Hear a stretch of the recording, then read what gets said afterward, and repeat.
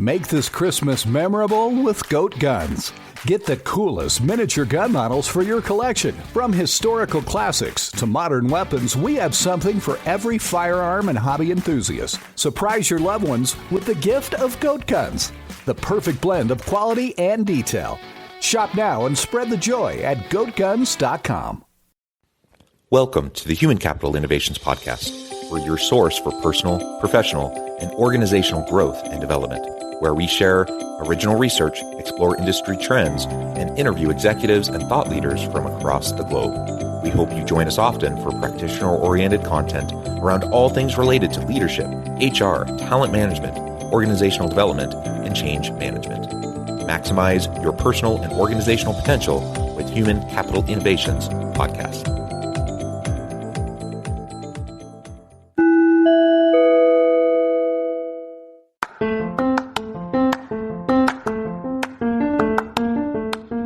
You enjoy the Human Capital Innovations Podcast?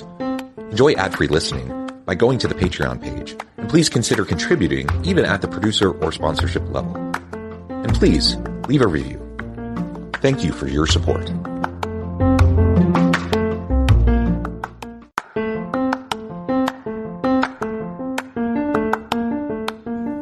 Welcome to the Human Capital Innovations Podcast. In this HCI Podcast episode, I talk with Edward Sutton and Brad Basmajian about how to make your employee benefits stand out from the rest.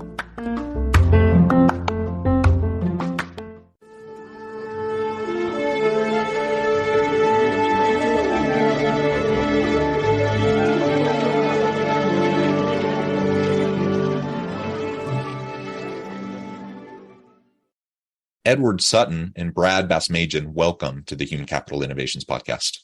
Thanks for having us, John. Yeah, it's a pleasure to be with both of you today. Where are you both joining me from today? So I'm in Los Angeles County, several hours away from Ed. Yeah, and I'm in a place called Mulligan Township, which is about 25 miles northwest of Atlantic City, New Jersey. Wonderful, wonderful. And I'm south of Salt Lake City, so we got the spread of the country covered in our conversation today. Today we're going to be talking about how to make your employee benefits stand out from the rest. This is a super important topic. I think one thing that will come up, and we'll probably pull this apart and dissect it a little bit, is just the rising cost of employee benefits and how companies are really grappling with that. And so finding a way to manageably and sustainably, provide benefits for your people is an ongoing concern of, I think, just about every leader, every HR manager in particular, every comp and benefits person. And so finding ways to leverage what you have to make it stand out and to communicate that effectively to your employees, I think, is important as it has ever been. So this is what we'll be exploring together today. As we get started, I just wanted to briefly introduce both Edward and Brad, and then if you can both share with us a little bit more about your professional background and anything else you'd like us to know before we dive on into the conversation. Edward Sutton is Chief Sales Officer at Toco at Work, and Brad Basmajian is Chief Operating Officer at Toco Warranty. Again, anything else you would both like to share with me or my audience before we dive on in? No, I think it's a great jumping off point. I've been, doing this for 10 plus years. Ed has been doing this for quite a long time. So, I'm sure we have a lot of opinions to share on this subject. So I'm ready to dive in if you are, Ed.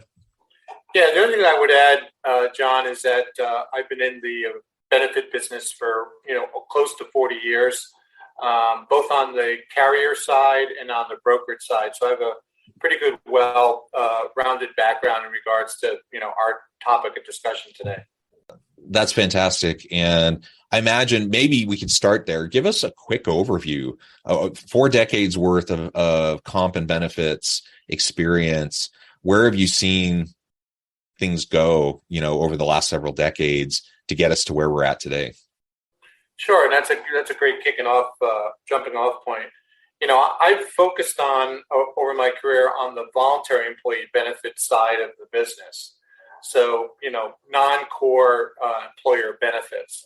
right? And we're always been what I would call the ugly stepchild of the business, right? And trying to help employers, but also brokers and benefit consultants understand the real value of delivering a voluntary benefit program.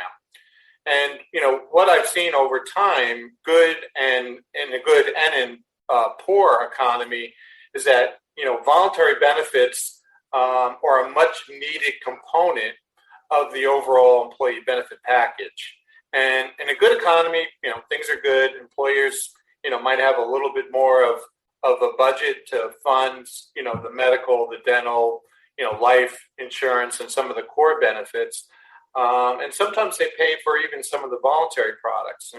And as an example, our program is both employee paid and can be employer funded.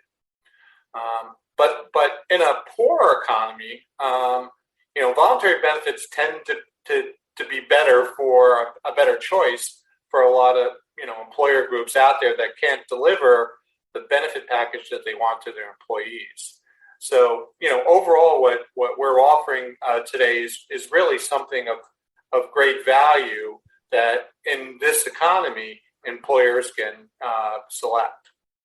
In the voluntary employee benefit space, have you seen some major trends and shifts over the last few decades? I would say that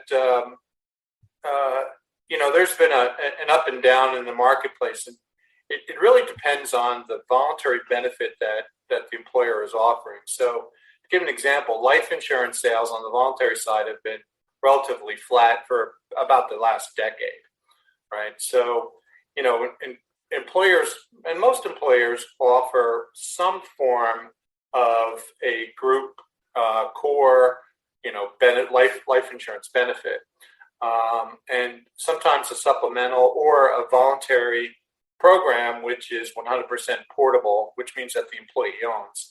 So as far as life insurance goes, that's been relatively flat.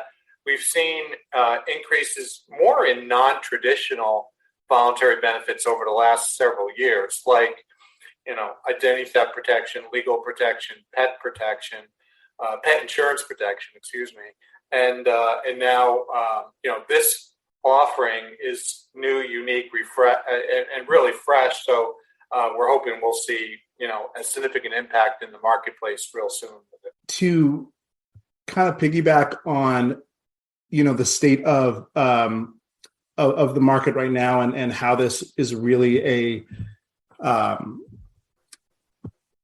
I think it's good if I went back and told a little bit about how we got here to really accentuate kind of why this is so poignant at this time. We started this company 10 years ago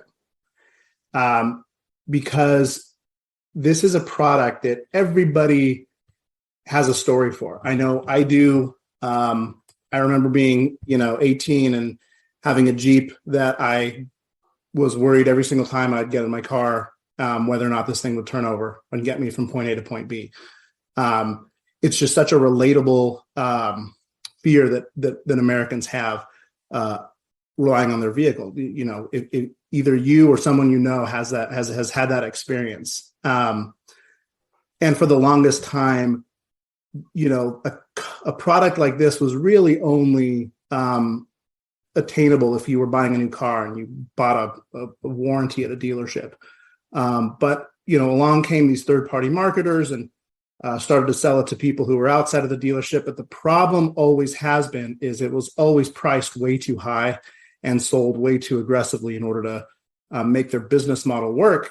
And because of that, it was just unattainable and unattractive for the people who needed it the most. So, a long story very short, that was really the catalyst that birthed Toco. And we created a company with the goal of trying to get this into the hands of the people who actually could use a product like this, because we believed wholeheartedly this was something that was life-saving in many cases. So we built it. We built it under the idea that this is going to be priced lower than anything else out in the industry. It was going to be priced in a way that was attainable for people, treated like any other utility in their life, a month-to-month product with high customer satisfaction. Our driving goals were to earn the customer's business over and over every single month.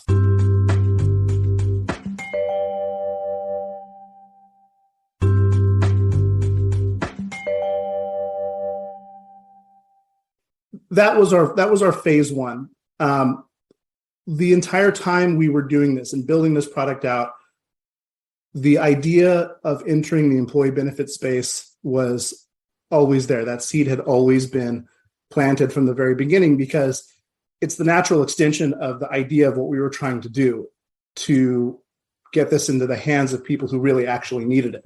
And when you talk about that fear you have getting in your car and not knowing if it's going to work, a lot of that fear is really, am I going to be able to get to my job? Am I going to be able to continue to earn a living? Is this going to cause a disruption? Because your job for most Americans is really what fuels every other priority in your life.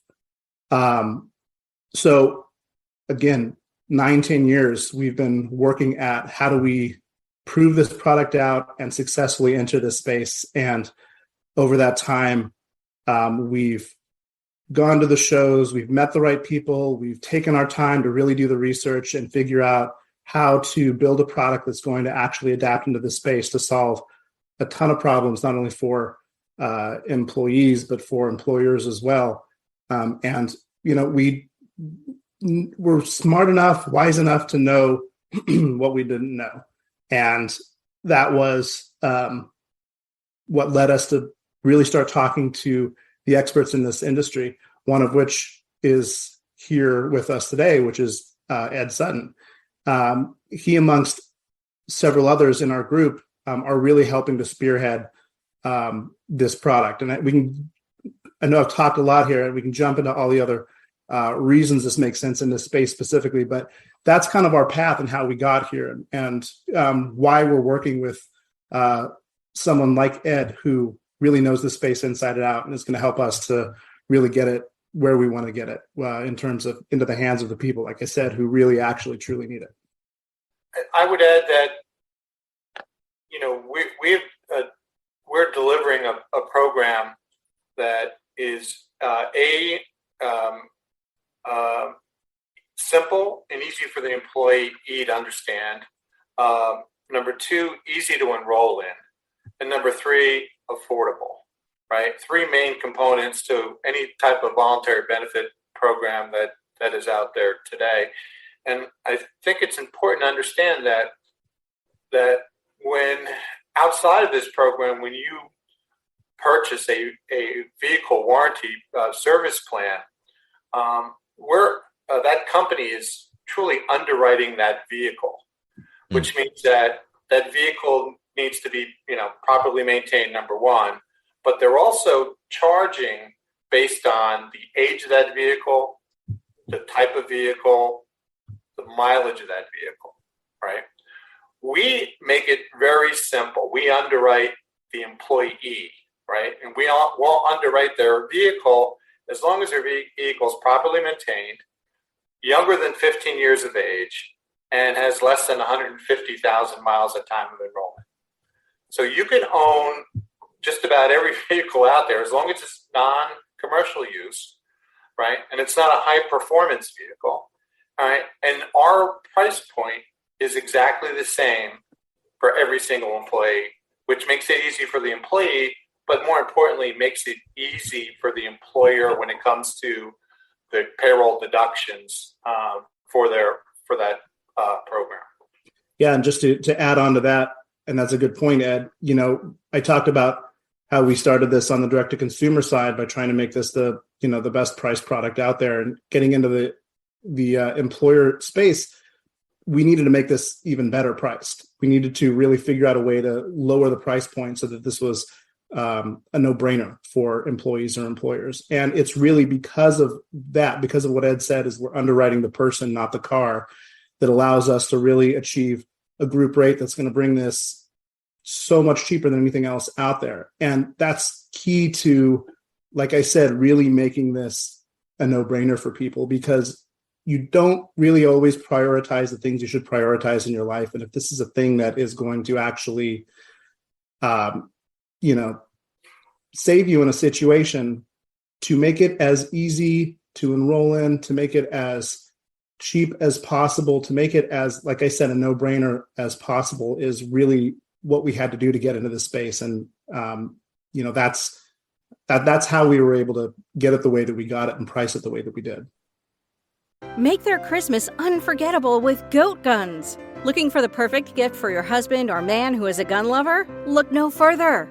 Goat guns are the greatest gift of all time miniature gun models. They are the perfect blend of quality and detail. From pistols to rifles, there's a goat gun for every collector, history buff, or gamer. Whether for display or for a fun collecting hobby, goat guns will bring joy and excitement to him. Surprise your loved ones this Christmas with a goat gun, the ultimate gift that won't disappoint. Shop at goatguns.com. Yeah, and that's so important, as you've both referred to. I mean, the economic factors impacting the benefit space, generally the voluntary benefits space specifically, it's been hard. I mean, you could definitely speak to this better than I could, but my understanding is, we've seen year after year, double digit cost growth for probably the last 20 plus years in the benefit space for employers. And oftentimes that's 20 to 30% a year over year. And that's just not sustainable. I mean, it's just so hard for organizations to be able to provide that. And so what ends up happening over time is you have a watering down of coverage with a rising expense, both for the employer side of what they're paying out and what they're having their employees pay in to the coverage of the plan. And that's talking about benefits generally. When we get into the voluntary benefits space, then it's all about, okay, we have to dump so much of our money and focus into the mandatory benefits and those that are really expected, that there may not be this feeling that there's a whole lot left over to provide other types of benefits that people are going to value. And maybe speak to that a little bit, like how employers are wrestling with that, how you're able to help provide some of that solution for them as they're trying to wrestle with that, the complexity there. Sure. John, we offer our program through the brokerage community and benefit consultant community. So we're not necessarily selling direct, even though we could, but, our focus is to sell through the benefit brokers.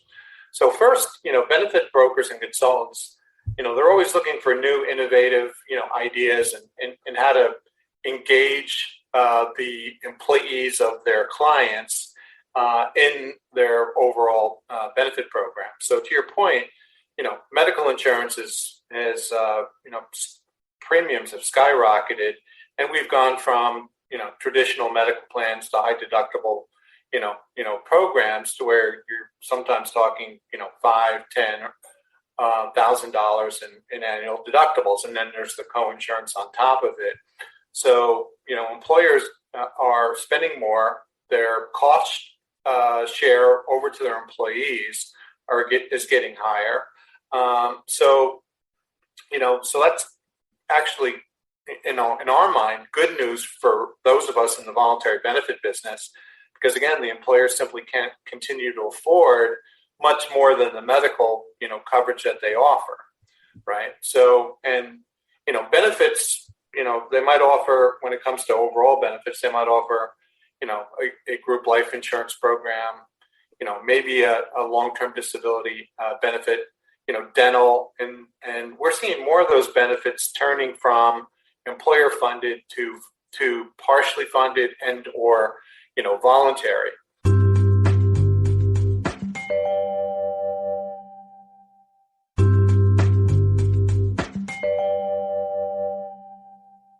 As you said, at the end of the day, everyone's worried about the employers, the HR professionals are worried about, well, how much can we throw at the employees before they say stop? We can't, we just don't have any more discretionary dollars to pay for this. But the good news is that, by offering a large suite of voluntary benefits, and offer them in a way that makes it easy to understand, as I said earlier, but also affordable, where those employees can determine what their need is and pick and choose accordingly. That's the trend that I've seen over my entire career, right? So the question is, how does the broker or the benefit consultant engage their client to the point that their client understands what their employees need, right? And that can be done in many ways, but going back to the need for our program, we believe that for the right business, for the right employer group, our program will be a very highly utilized benefit, right? So, we actually give employees a $5,000 bank account, right, that they can tap into annually if in the event they have a vehicle breakdown. We want high utilization, where a lot of voluntary benefits are hiding when it comes to the utilization of the program. They don't want the utilization. So high utilization just means, better, hopefully, participation and better appreciation for the overall benefit. So, we think we have a good solution for the average working American today. I mean, the reality is, for that average working American, the average age of the vehicle is just on the road today is just increasing. It's about 12 years right now, and over half of the American population just have no savings at all. Wouldn't be able to cover, that big $1,000 repair bill. So it's just so relevant in people's lives, and the utilization of this product, like I said, it's something, or like Ed said, it's something that we truly want, and that is obviously quite different than most other products in the voluntary space. Yeah, and you've both talked about giving employers a chance to provide a benefit that will actually be utilized and appreciated by employees, which is so hugely important. I've seen, at places where I've worked where they've provided these optional, these voluntary kind of benefits. And frankly, the vast majority of them are not things that people are actually interested in.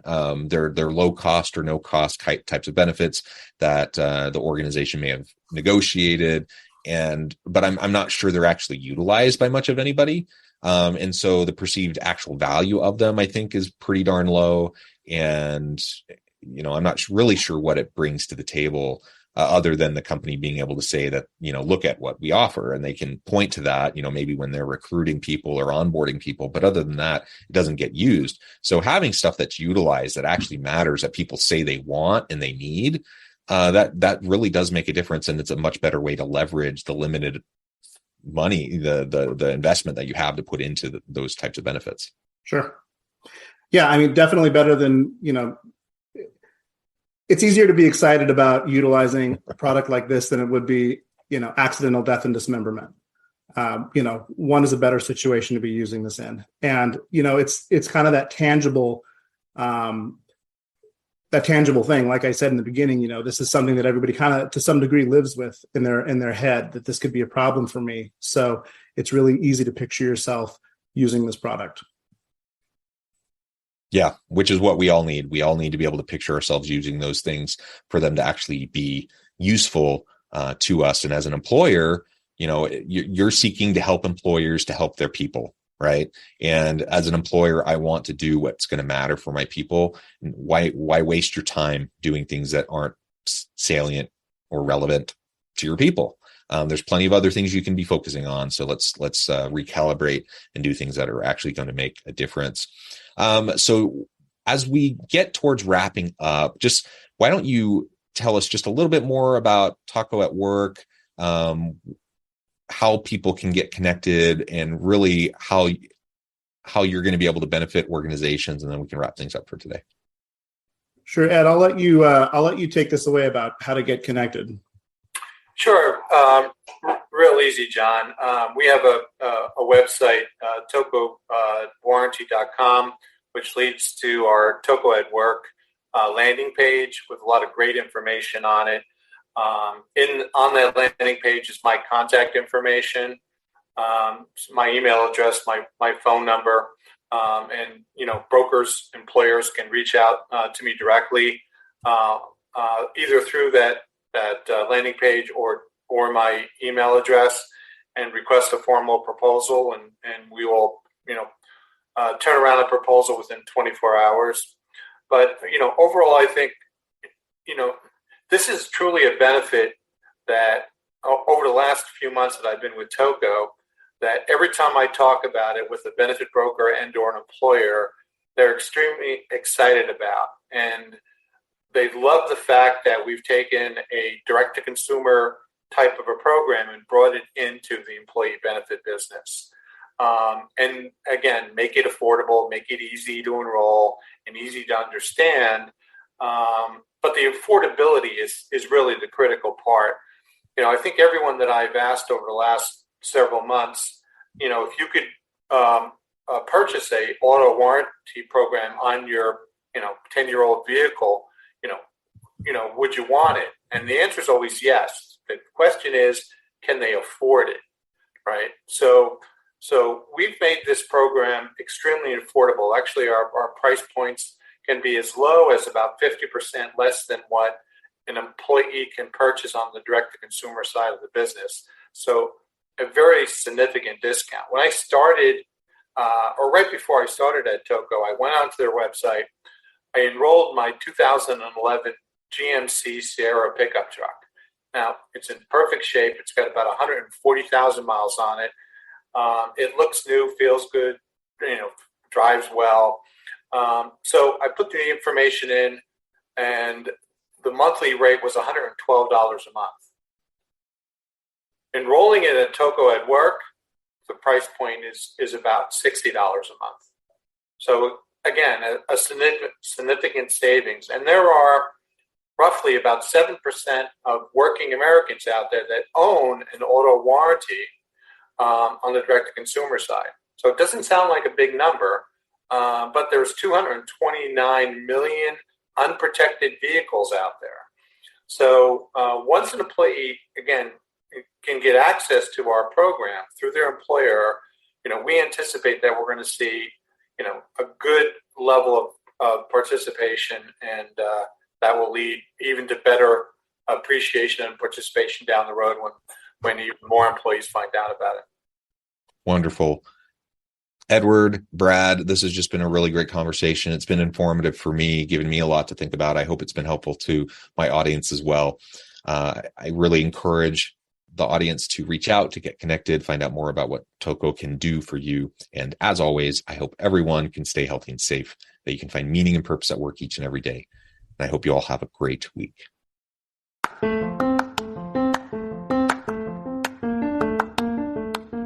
You enjoy the Human Capital Innovations podcast? Enjoy ad-free listening by going to the Patreon page. And please consider contributing even at the producer or sponsorship level. And please leave a review. Thank you for your support.